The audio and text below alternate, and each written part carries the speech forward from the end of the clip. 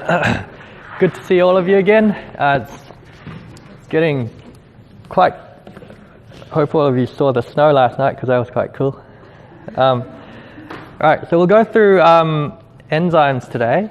Going to be covering quite a lot, so I'll try to not rush through it too quickly and not go over time, hopefully. So the first bullet point there, most enzymes are going to be proteins, but there's some enzymes that are made of RNA. Okay, but the majority of enzymes are going to be proteins. Okay, so an example of an enzyme that's RNA is like a ribosome. So ribosomes are made up of a combination of RNA and proteins. So every reaction is going to go through a transition state. And this transition state is when the substrates are in a configuration that they don't want to be in. Okay, so this is an important concept for you to understand, is like why something's going to be high in energy and why something's going to be low in energy. Okay, so if you have something where it's in a configuration where it doesn't like being in that position, it's going to have more potential energy than if it's in a position where it wants to be. So then it's going to have, if it's in a position where it wants to be, it's going to have lower energy. Okay, and that transition state is the high energy barrier, and we call that the activation energy. Okay, and so enzymes, they catalyze reactions. So the word catalyze just means that they allow it to happen. And they do that by lowering the activation energy. And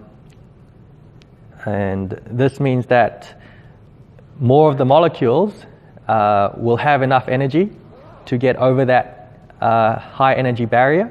Okay? And then it's important to remember that, so you would have gone over this in Chem 191, but just a quick reminder that the change in energy between the reactants and the products, which is the Gibbs free energy, that's not going to change because of the enzyme. So it's not going to make a non-spontaneous reaction spontaneous. But what they can do is they can couple a spontaneous reaction, so one that releases energy, with a reaction that requires energy, and overall make it spontaneous. Okay, and usually the reaction that biological systems are going to use to make it spontaneous is going to be the hydrolysis of ATP to ADP. Okay, so that's a energy releasing reaction. And you don't have to remember this number, but just to give you an idea of how much of a difference these enzymes make, is they can increase the rate by over 100 trillion times the uncatalyzed rate. Okay, and a lot of the reactions that happen in our body, if you don't have these enzymes, then your body just can't function. So if you have a deficiency in an enzyme, that's usually going to cause disease. And there's lots of examples of that we learn about in medicine. Okay, so it's quite critical that you understand all of this now, if you want to understand things later on in whatever path you take.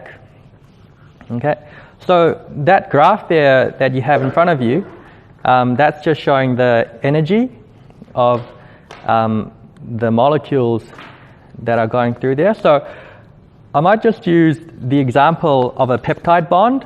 Okay, so because you're learning the reaction mechanism of chymotrypsin, which is breaking that peptide bond.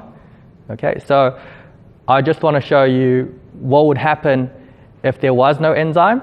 Okay, so you've got this is the carboxyl carbon. Okay, and so the carboxyl carbon connected to the nitrogen, that's the that's your peptide bond, and then you've got your alpha carbon here, and then you've got the rest of the protein here, and then you've got the alpha carbon on the other side, and the hydrogen, and the rest of the protein here. Okay, so in order for this peptide bond to be broken, if you had no enzyme, what would happen is you'd have a water molecule. So water molecule is H2O, right? So this is going to come in, and so oxygen is electronegative, so it wants to, it's a nucleophile, okay? And it's going to attack this carbon here. So this carbon here is partially positive, right? Because this oxygen here is sharing electrons with carbon, but oxygen is more greedy, and it's going to, so this oxygen here is going to be partially negative, and this carbon here is going to be partially positive, and that allows the oxygen to come in and create a bond here. Okay, so if that happens, then you're going to form this tetrahedral intermediate. Okay, so this oxygen here is this one here, and now it's become a single bond, and this one here is going to be negatively charged, and this is your alpha carbon, and this is the water molecule that's attacked and formed a bond with the carboxyl carbon. Okay, and because oxygen now has 3 bonds, it's going to be positively charged, and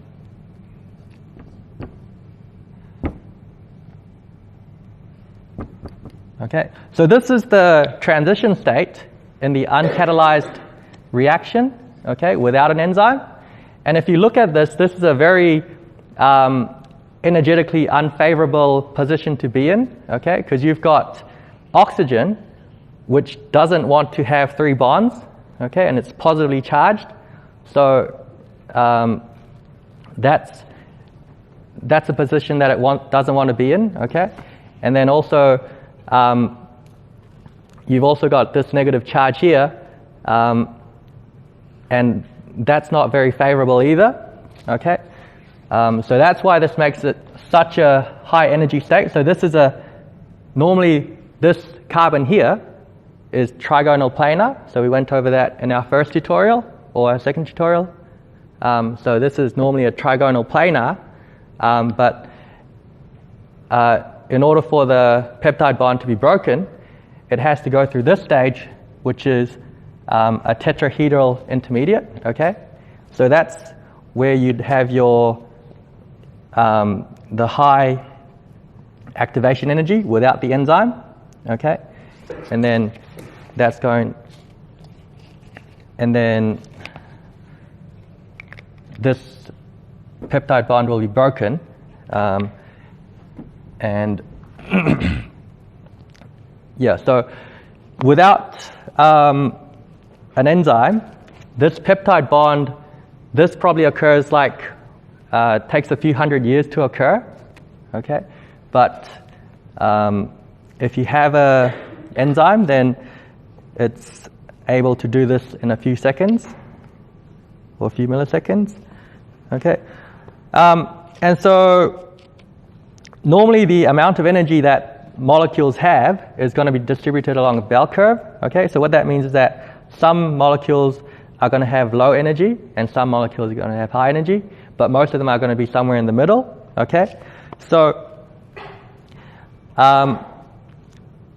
if you look at the graph at the bottom there on the left, if the activation energy is high, then the proportion of molecules that have enough energy to react will be low, okay? So all the molecules that are to the right of that line will have enough energy, but anything that's to the left of that line won't have enough energy. But then if you decrease that activation energy, the proportion of the reactants that have enough energy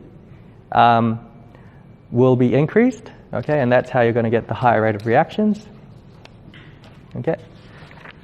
So we'll move on to the next page. So you've got a couple of different models of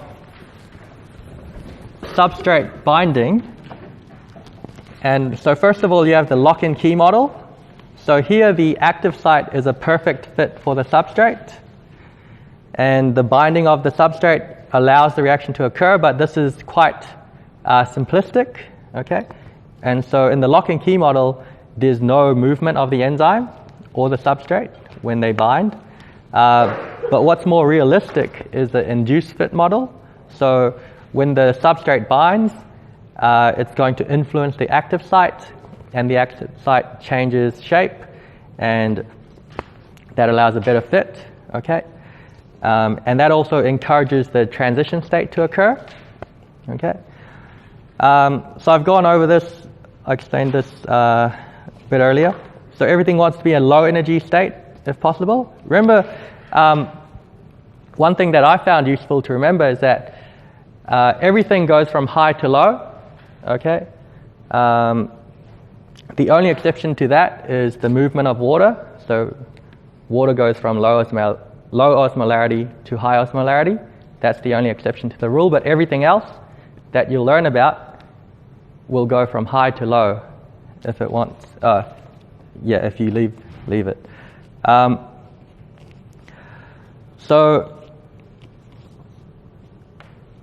For example, if you have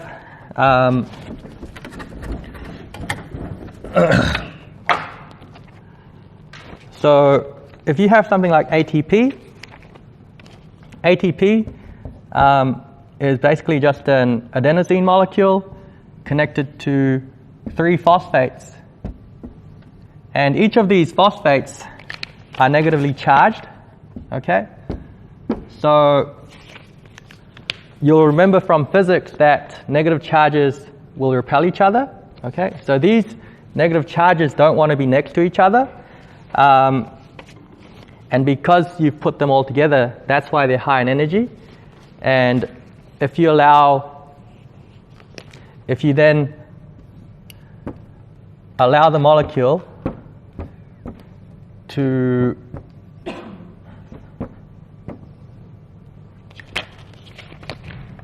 if you then let go of one of these phosphate molecules, then it's happier because it's only got it's got less negative charges together, okay?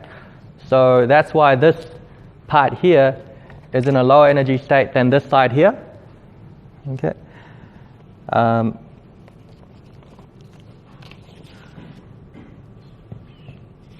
Cool.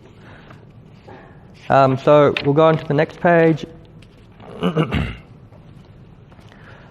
So in the active site, the substrates bind to the enzymes at the active site, okay? And that's going to form the enzyme substrate complex. So when you have enzymes and substrates together, you can have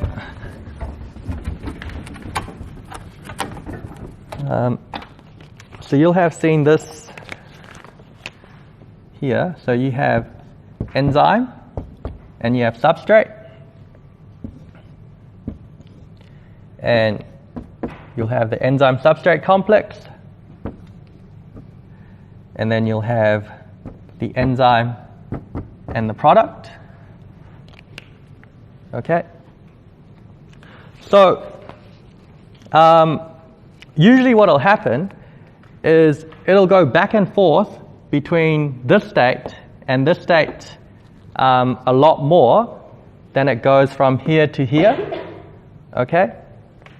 So what's going to influence how much is in the enzyme substrate complex and how much is going to be enzyme and substrate separately is going to be the Km, okay? So I'll go over the Km later on, but just remember that this part here, the equilibrium between here and here is going to be determined by the Km, or the binding affinity of the enzyme for the substrate, okay?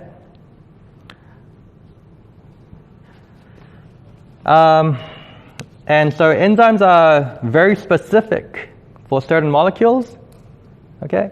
And this means that the substrate has to be a specific shape and charge in order for it to bind, okay?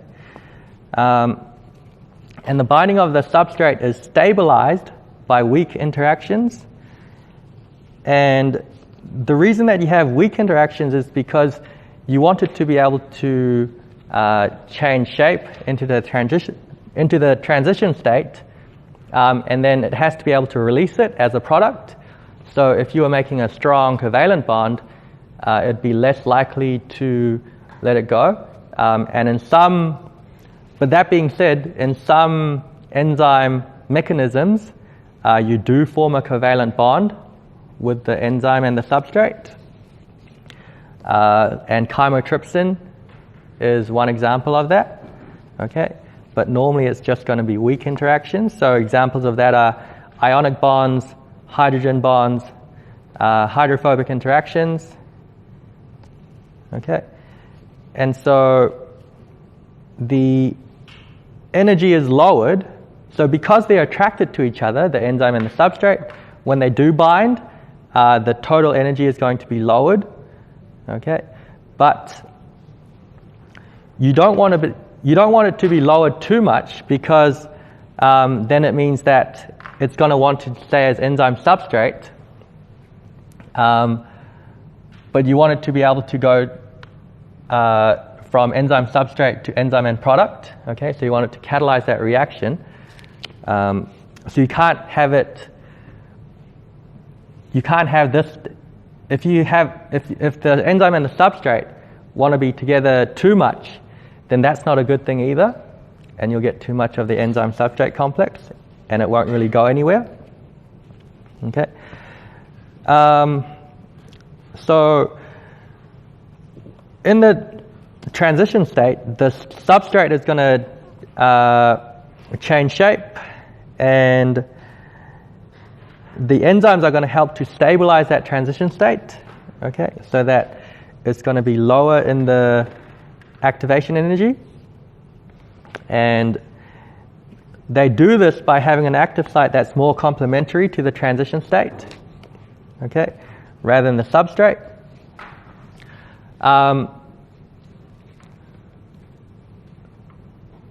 So that's been proven by creating transition state analogues, okay? So let's say that the substrate is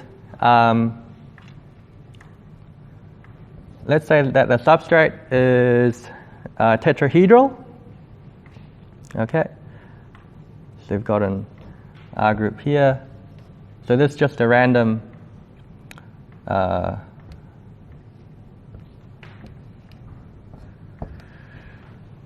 so this is the substrate, and this is the transition state. And in the transition state,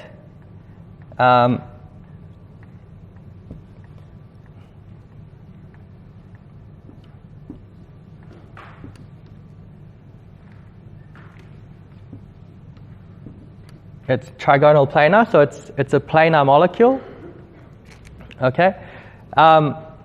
If this is the transition state,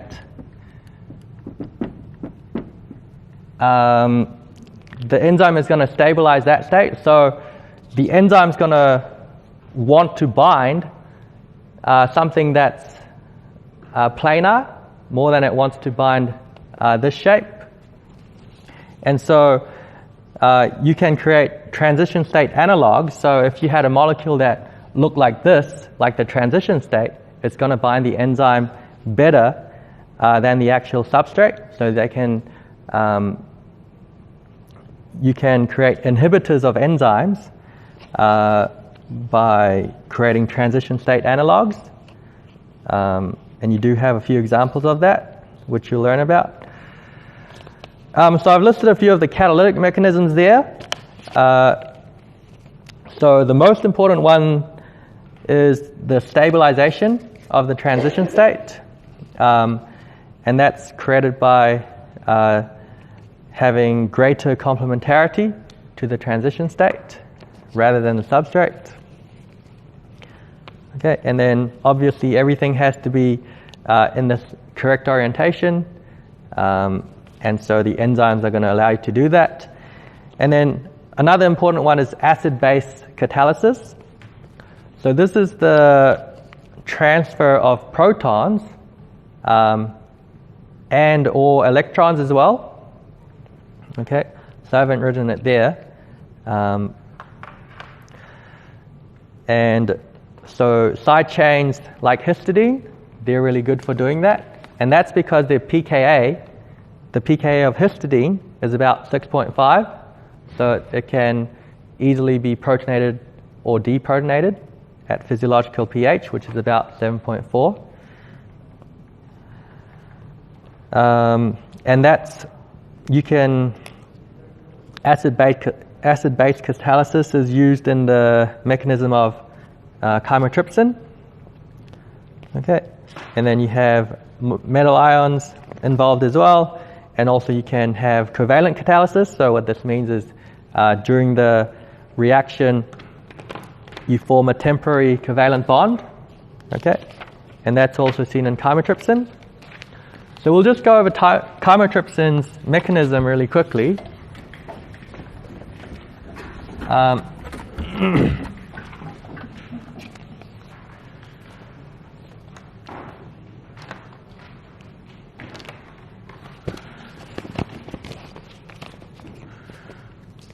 So the peptide bond is normally quite hard to break, and the reason for that is because you've got a partial double bond character. Okay, so a double bond is going to be harder to break than a single bond, and so normally it's quite stable, and it'll take hundreds of years to degrade if you didn't have an enzyme.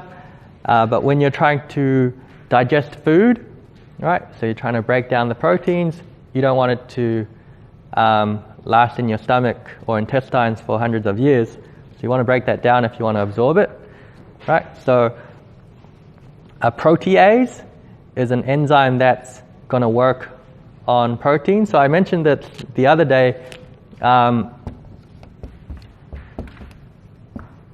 So if anything ends in ase, that's telling you it's an enzyme, and the word that comes before it is telling you what it's working on.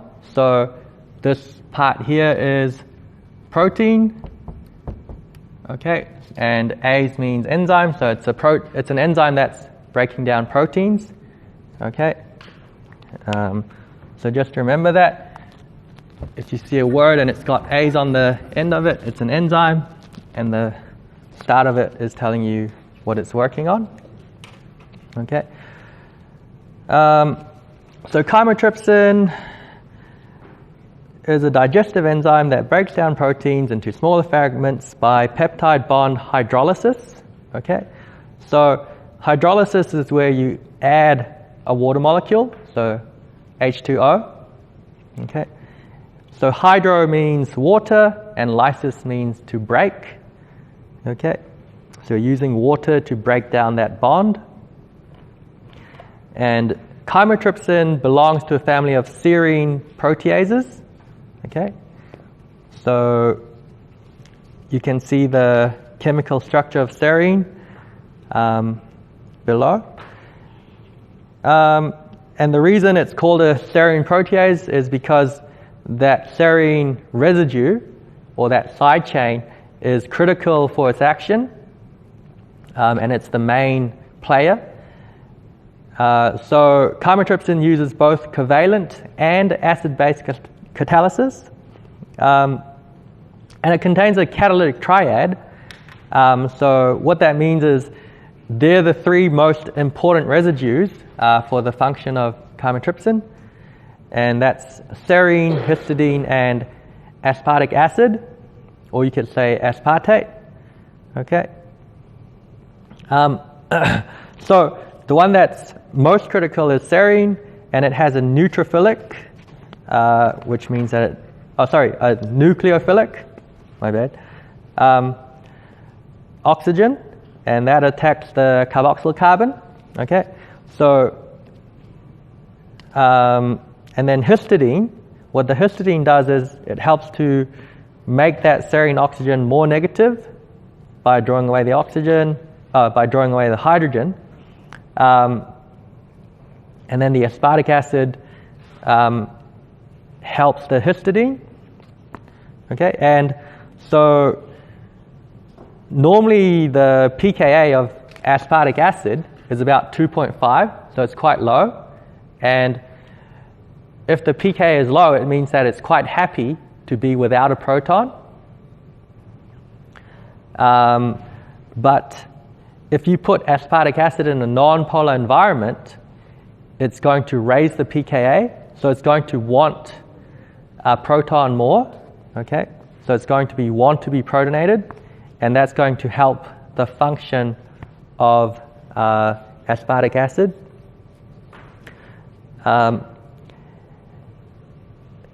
And so once the first tetrahedral intermediate is formed, the negative charge is stabilized by the hydrogens on the amino groups of the protein backbone. Okay, and so that's the oxyanion hole, and that lowers the energy. Okay,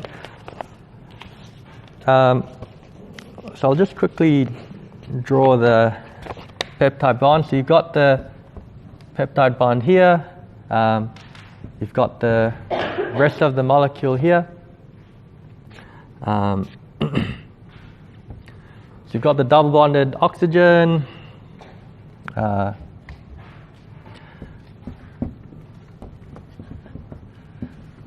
So here's our peptide bond here. So this is our peptide bond. Okay. So remember, if it's uncatalyzed, we've got water coming in and attacking this carbon here, but in the mechanism of chymotrypsin, that's not what happens. Okay. So the thing that attacks this carbon is going to be the oxygen, which is connected to serine. Okay, so the serine residue has a hydroxyl group, which is an OH group. Okay, and so if we had this proton, so remember that a hydrogen atom is basically just a proton, and if this oxygen already has a hydrogen on it, then it doesn't really want to attack this carbon because it's already got it. It's already got a positive charge. So what needs to happen is that there needs to be something that's drawing this hydrogen away, and that's going to be the histidine. Okay, so you've got the histidine here, quite close to the serine molecule here. Okay, so this nitrogen here is pulling away the hydrogen here. So then that makes the serine more nucleophilic, and it wants to, since this positive charge is getting taken away, it wants to attack this one more. Okay, and then normally this isn't that powerful, so histidine normally wouldn't want to pull on this hydrogen atom that powerfully. So you need another something else to pull on it, and so it's like a big chain. So you have this negatively charged aspartic acid. Oops. So you have this negatively charged aspartic acid, which is attracting this hydrogen. Okay. So this aspartic acid is pulling on the hydrogen here, which makes this nitrogen more positive, and then that makes this nitrogen want to pull on this hydrogen even more, and then that makes this oxygen want this carbon. Okay, so it's quite complicated, but that's basically how it's going. Okay, and then on this side you have the amino group. Okay, so remember that hydrogens are basically just protons. So this part here is what we call the oxyanion hole, and this here is a positive charge environment. Okay, so if it's a positive charge environment, a negative charge is going to be more happier in this environment. Okay. So then, running out of space. So I'll just draw the next step.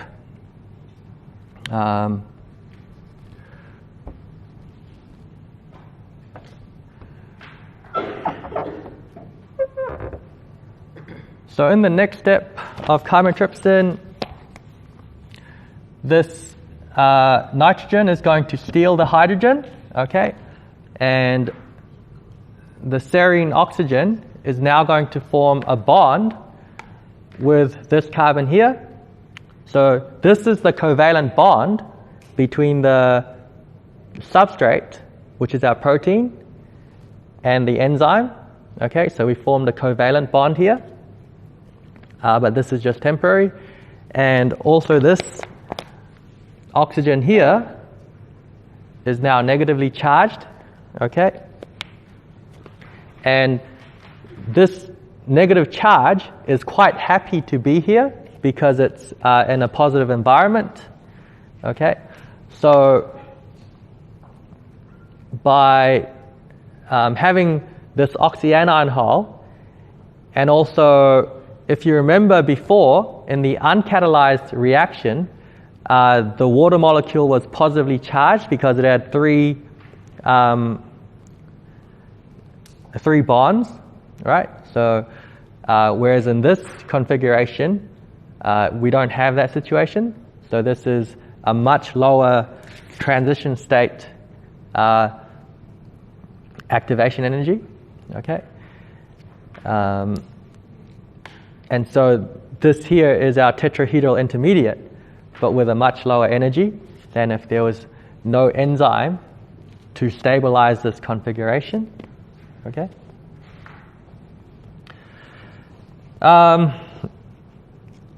Yeah, and then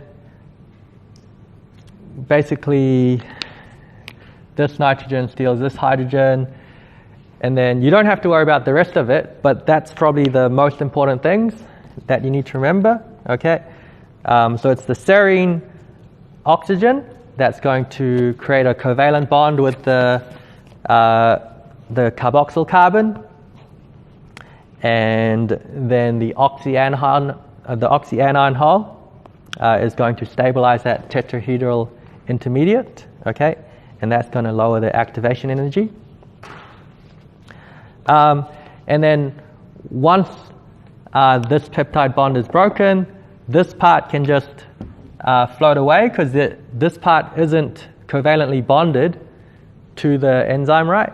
But in order for this covalent bond to be broken, we have to have water coming in and breaking the bond. It's not too important to remember the exact details of that, but just be aware that you still need water in there to come in and allow it to finish the reaction.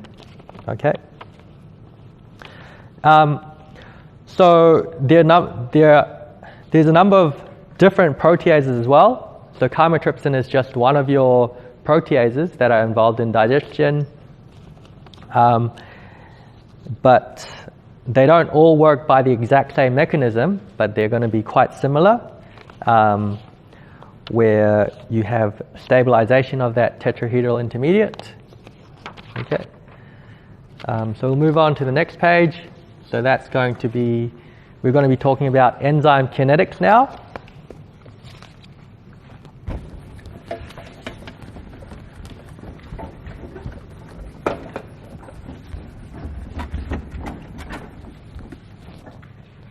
Does anyone have any questions about the chymotrypsin or anything I've talked about? Cool. We have a progress curve, so that's going to show the appearance of product over time. So let's say this here is the concentration of our product. And this here is time. Okay. So if you had a certain concentration, let's say 10 millimoles a liter of substrate,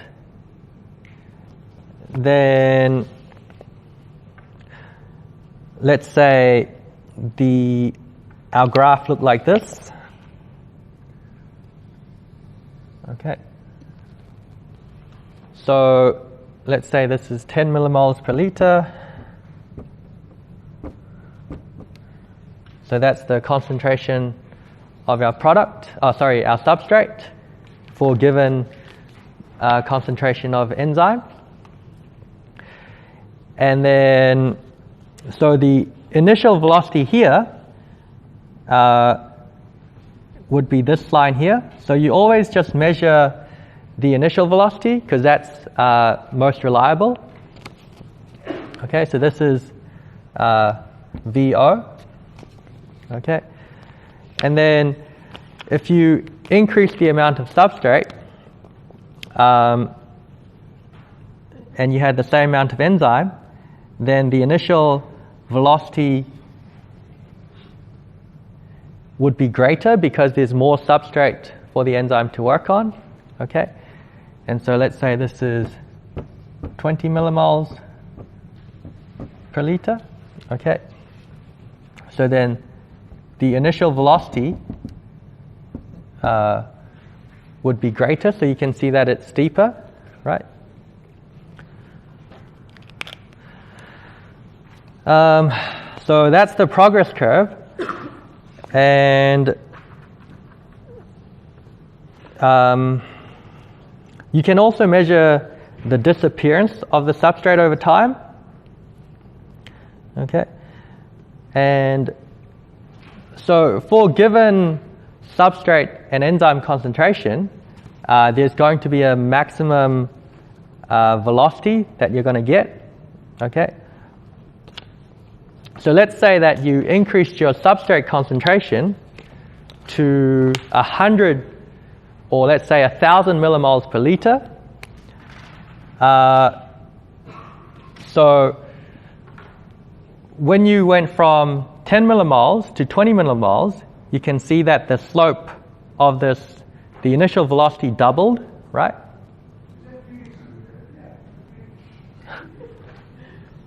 But if you made the concentration 1,000 moles, then you might think that the initial velocity would be 100 times greater, but that's not going to happen.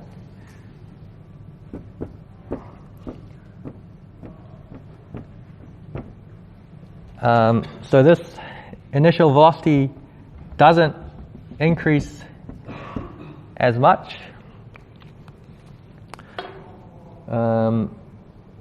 because you'll get to a point where if all of the enzyme is working as hard as it can, it doesn't matter if you add more substrate. So that's why increasing the the substrate doesn't actually increase your initial velocity after a certain point.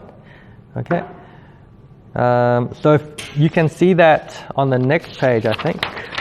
So you've got a graph there, and then we're going to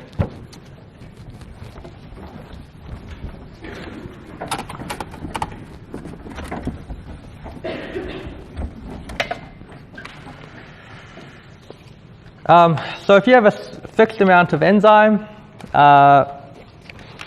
initially when you increase the substrate concentration, so this is a different graph now. So you've got the initial velocity on the y-axis, and then on the x-axis you've got the substrate concentration. Okay. So if you only had a little bit of substrate, then initially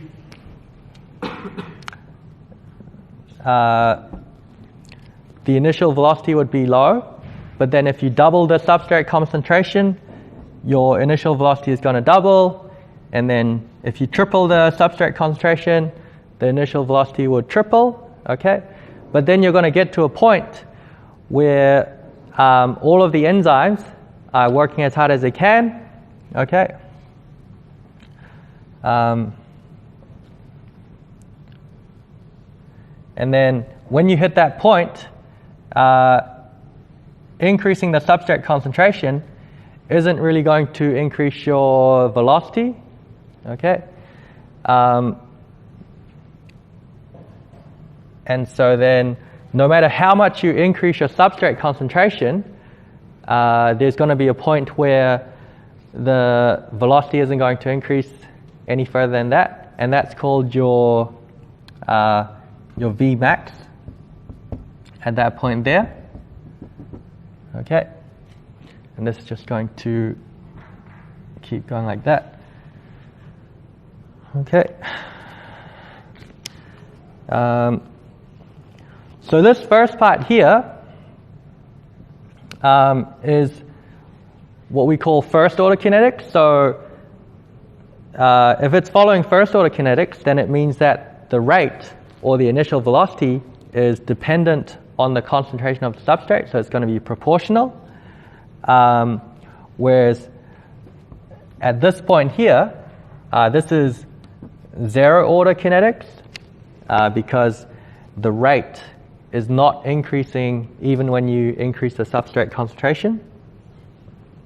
Okay, so if you have a graph like this, if you plot the initial velocity versus the substrate concentration, and you get this sort of curve, what do you call this sort of curve? What's the shape? Yeah, so it's a hyperbolic curve. Okay, so if you have a hyperbolic curve, that means it's a Michaelis-Menten enzyme. Okay, so most enzymes except allosteric enzymes follow Michaelis-Menten kinetics. Okay, and so that means that the velocity versus the substrate concentration curve can be modeled by that Michaelis-Menten equation. So this one does come up, and it will come up in your multi-choice questions. So just try and memorize that equation if you can. So the shape of a graph of an enzyme that follows Michaelis-Menten kinetics is going to be hyperbolic. Okay, and so you're going to have a maximum initial velocity, and that's when the substrate concentration is infinity, and that's called Vmax. And the substrate concentration, so if you take half of the Vmax, then that's this point here is Vmax divided by 2, or half of Vmax. Okay, and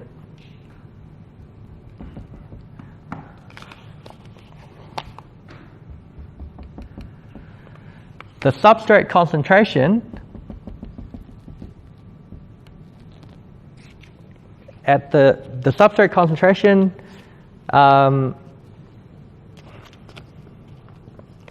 where the velocity is going to be half of Vmax, is what you call Km.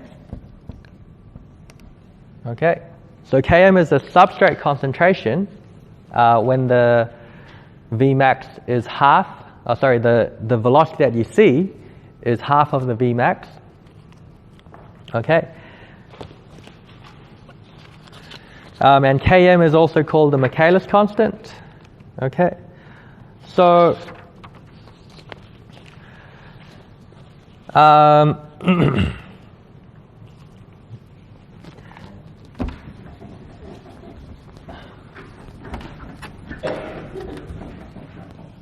I'll just quickly go over the Km. So let's say you had an enzyme that had high affinity for substrate. So initially, if you had no substrate, you'd have no activity, right? And then if you add a little bit of substrate, the activity will go up very quickly. So you'll have this very steep graph, right?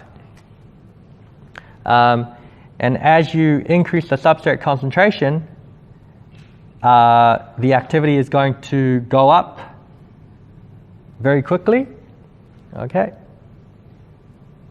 And then eventually it'll taper off. Okay. And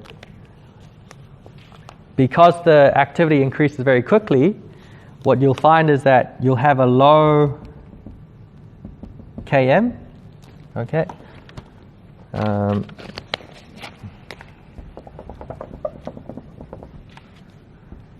So you have a low Km. So this is the green line is the high affinity. Okay. But let's say you had a different substrate, enzyme and substrate that had low affinity. Then even if you add a bit of the substrate, it's not going to bind to that substrate. Okay, so the activity won't go up that quickly, and you'll see a much lower increase in the activity. Okay, and so you'll get a much flatter curve, and for this example, we'll just say that they both have the same Vmax. Okay, so then if you look at the Km of this one, the Km is going to be much higher. Okay.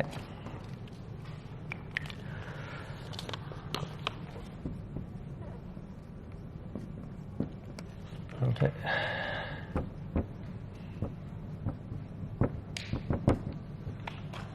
So what the Km tells you is that if you have a low Km, you have high affinity between the enzyme and the substrate. And if you have a high Km, then you have low affinity between the enzyme and the substrate. Okay. And then so we have something called the Lineweaver-Burke plot. Okay. So if you take the double reciprocal of the Michaelis-Menten equation, it's going to give you the Lineweaver-Burke plot. Okay, and that's going to be a straight line. And the reason that you have the Lineweaver-Burke plot is that if you have a hyperbolic curve, it's quite hard to calculate what the Vmax is actually going to be. Because if in the lab, if you have an enzyme and you don't know the Vmax or the Km, and you're trying to do all these experiments to try and find out, it's much easier to do it if you have a straight line rather than a hyperbolic curve. Okay, so you can see that that equation there is the equation of a straight line. And you can also see the effects of inhibitors a lot easier if you have a Lineweaver-Burke plot as opposed to a hyperbolic curve.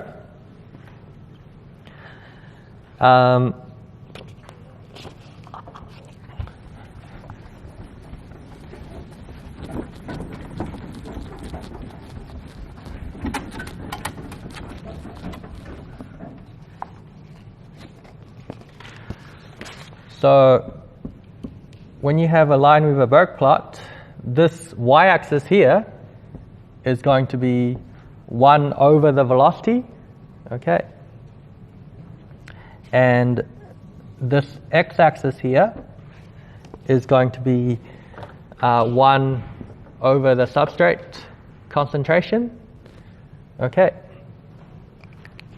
So we said that the Vmax is the velocity that is reached when substrate concentration is infinity, okay? So if substrate concentration was infinity, that would mean that the x-axis would be 1 over infinity, and 1 over infinity is equal to 0.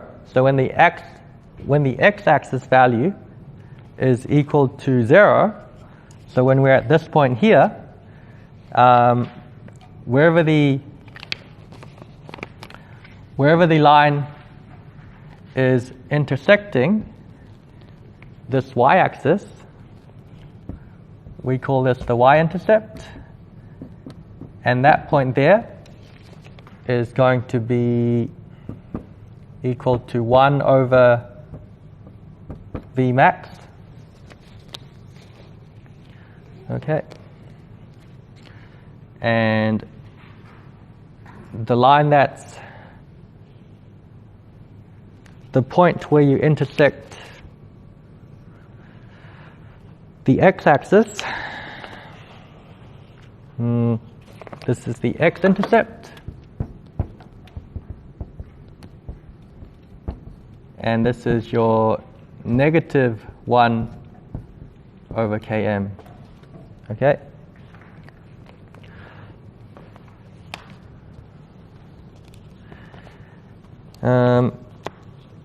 So, yeah, the reason that we have this is just so we can easily figure out what the Km and the Vmax is.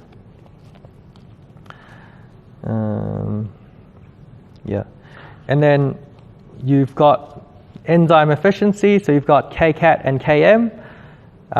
So I've talked about that. And then Kcat tells you how active one enzyme molecule is. So the equation for Kcat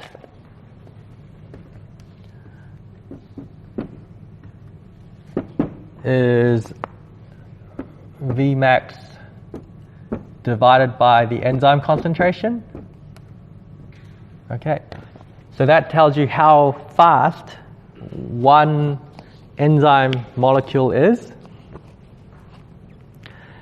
So if you wanted an efficient molecule, it would have to have a low Km. So if it had a low Km, it means it has a high binding affinity, and you'd need to have a high Kcat as well, because if it has a high Kcat, when it does bind the substrate, it's going to catalyze that reaction a lot quicker. Okay, so if I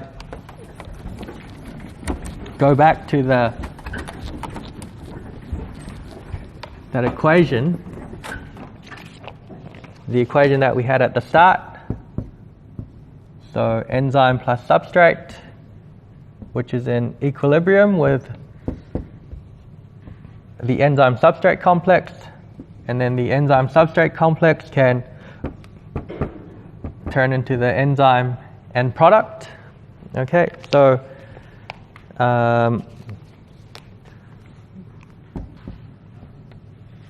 this equilibrium is determined by the Km. So if it has a high binding affinity, it's going to be more likely to be on this side. If it has a low binding affinity, it's more likely to be on this side. Okay, and then this part here, or how fast this reaction occurs, is the Kcat. Okay, so you want to have a low Kms, which means that you have a high binding affinity, so you're going to have lots of this. And then if you have lots of this, and you have a high rate of reaction going this way, then you have a very efficient enzyme, right? So I'll just finish on allosteric enzymes. So allosteric enzymes are made up of multiple subunits, okay, and they display cooperativity. So cooperativity is where the binding of the first substrate allows the next substrate to bind easier. And so allosteric enzymes, they don't follow Michaelis-Menten kinetics. And so velocity versus substrate concentration curve for an allosteric enzyme is going to be sigmoidal. Okay? And I'll just quickly show you why it's a sigmoidal curve. So you've got the initial velocity on the y-axis, and you have the substrate concentration here. So for an allosteric enzyme, initially if there's no substrate bound, you're going to have low binding affinity, right? So all of the subunits are going to be in the T state, and the T state has low binding affinity. Okay, so even when you start to add substrate, it doesn't really want to bind it, so you don't see an increase in the activity. Okay, but then when you get to a certain point, if you increase the substrate concentration enough, then that first subunit is going to bind the substrate, and when that happens, it's going to make the next substrate bind easier. Okay, so then from that point, you'll see an increase in the slope of this graph. Okay, so you only have to, when you increase the substrate concentration a little bit more, it's going to bind to it easier, so it's going to increase faster. And then once all of the subunits are working as hard as they can, even if you increase the substrate concentration,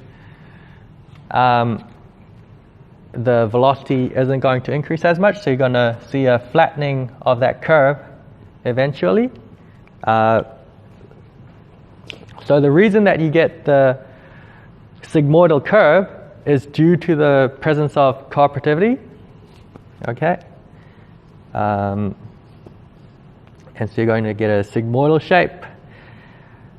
So if you have an allosteric activator, so the word allosteric means that it's not binding at the active site, it's binding somewhere else, but it's influencing the activity and regulating that enzyme. So if you have an activator, it's going to increase the activity. Okay, and if you increase the activity, it means that it's more likely to be in the R state. So if it's more likely to be in the R state, it's going to bind to the substrate easier, and it's going to, the curve is going to be shifted to the left, right? Whereas if you lower the binding affinity and you stabilize the T state, which has low binding affinity, then it's less likely to bind the substrate, and the curve is going to be shifted to the right. Okay. So all of these concepts here are quite important to understand for later on when you do metabolism. Okay, because a lot of our enzymes that you're going to learn about, they're actually allosteric enzymes. Okay, and a lot of these allosteric inhibitors are products of the enzymes, or products that are downstream in the metabolic pathway. Okay, and so why that comes in useful is because that can prevent excessive production of certain substances and prevent unnecessary usage. Okay. Yeah, so if you have, let's say, chemical A being converted into chemical B, which is being converted into chemical C, and this here is being done by enzyme A, let's say enzyme 1, and this is enzyme 2. Okay, so then this, if you had a lot of this chemical C, then this would act as a allosteric inhibitor, right? So that would prevent you from, if you have a lot of this, then you'd want this enzyme to be less active. So you're going to not break down chemical A for no reason when you already have a lot of the product. Okay, so this is how a lot of the reactions in our body are regulated. Okay, so that's it for tonight. Thanks a lot, and I'll see you guys next week.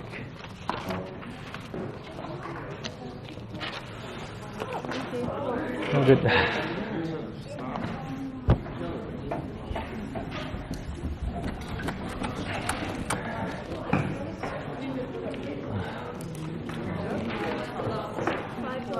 Oh, that's so high.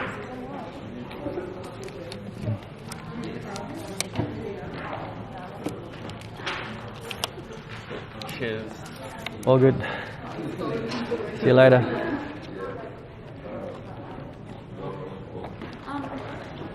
What was the last word on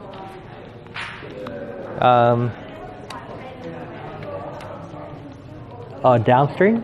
Thank you. Hello. For some of them, we just missed it. Oh, yeah. Do you mind if I look at this? Yeah.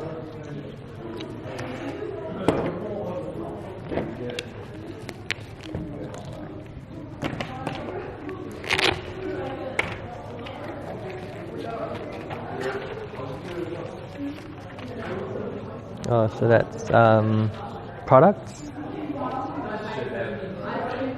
and then products downstream.